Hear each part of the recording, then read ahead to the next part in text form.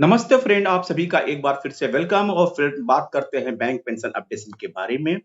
और pension scheme as per settlement dated 29 October 93, 19 October 93 का वो लेटर हम जिक्र करते हैं, उस लेटर का जो तमिलनाडु बैंक एम्प्लॉइज फेडरेशन के लेटर हेड पे श्री सी एस वेंकटाचलम ने साइन किया था। आइए कुछ पुरानी बातें सोच देखते हैं, जिसमें ये डिसाइड करते हैं कि क्या वाकई पेंशन अपडेशन होना चाहिए, नहीं होना चाहिए। होना तो चाहिए, लेकिन किन लोगों के कारण ये नहीं हो पा रहा है। आइए पूरी बातें डिस्कस करते हैं ओरिजिनल लेटर से। Tamil Nadu bank employees federation Madras का जो लेटर हेड है, उस पर लिखा हुआ है, pension scheme as per settlement dated 29 October 93 and the letter was signed by C.H. Venkatachalam.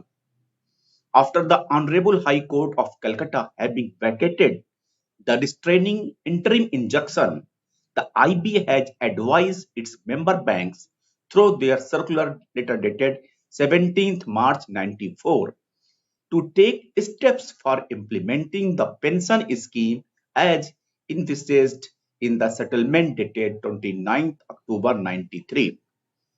The pension regulation, which have been finalized after discussions between the unions and IBA on different occasions, have been forwarded to all the banks for their adoption in their respective boards with instruction to constitute a trust for administering the pension fund. The IBA has already notified through press regarding option to be exercised as under. First point was those who have retired on or after 1st January 86 and on or before 31st October 93 to exercise their option before 31st July 94. And second point was the employees who were on the rolls as on 1st November 93 to exercise the option before 30 September 94. ये दो class mention किए गए। The minutes of the meeting of the small committee on pension held on 26 March 94 and Bank Employees Pension Regulation 93 are appended herewith. Both these documents are to be taken together for understanding the pension regulation. C.H. Venkatachalam, General Secretary. The change under items 1 to 4 of the minutes have been duly incorporated in the regulation. Minutes के जो important points हैं वो मैं आपको बता रहा हूं। The draft circulated was manually, the draft circulated was mutually accepted by the parties. The following points were further discussed and accepted. यानी कि बोथ पार्टियों ने, सारी पार्टियों ने इसको डिस्कस करने के बाद एक्सेप्ट कर लिया। First point was for the part time employees on scale wages pensionable service should not be taken on the pro rata basis, but service rendered in terms of number of years should be recognized on the pattern adopted by RBI. Second point क्या था?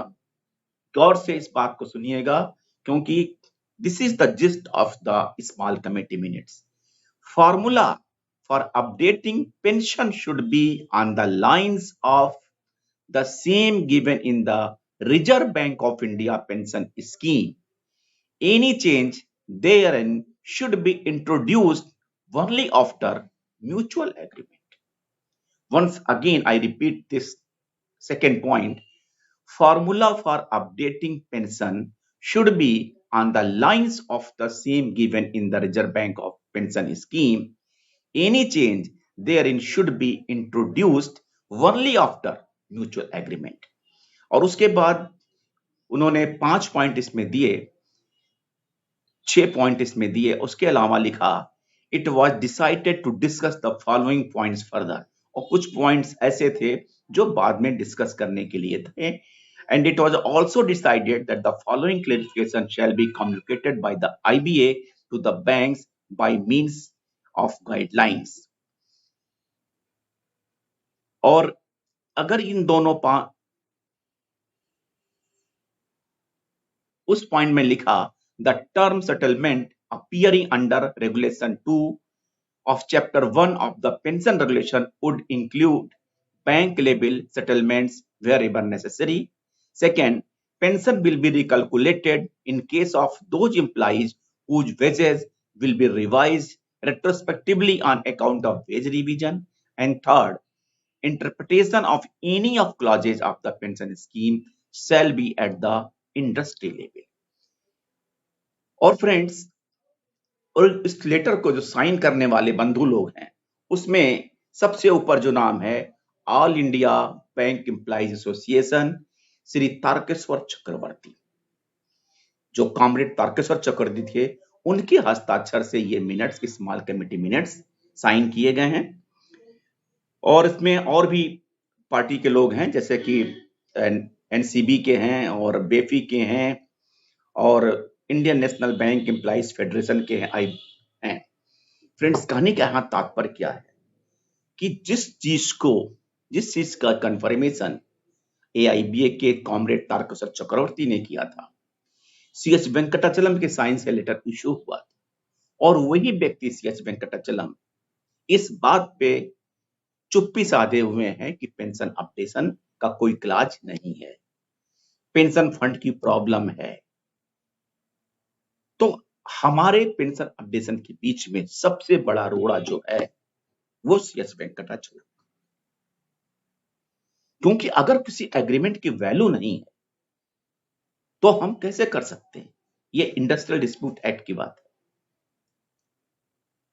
और उसी आधार पे हमारा pension regulation 95 बनाया गया, जो parliament से गस्टेड है, गजट हुआ है, पास हुआ है। बस वही बात है कि अगर हम किसी चीज को नहीं करना चाहें तो उसके लिए रास्ते बहुत हैं। कोई भी एग्रीमेंट तब तक बाइंडिंग नहीं हो सकती है जब तक कोई हमारे अंदर मॉरलिटी नहीं होती। जिसकी लाठी उसकी भैंस। और सबसे दिक्कत यही है कि हमारे पैरोकार जो हैं वो इस बात को नहीं समझ रहे। थैंक यू फ्रेंड्स, नमस्ते।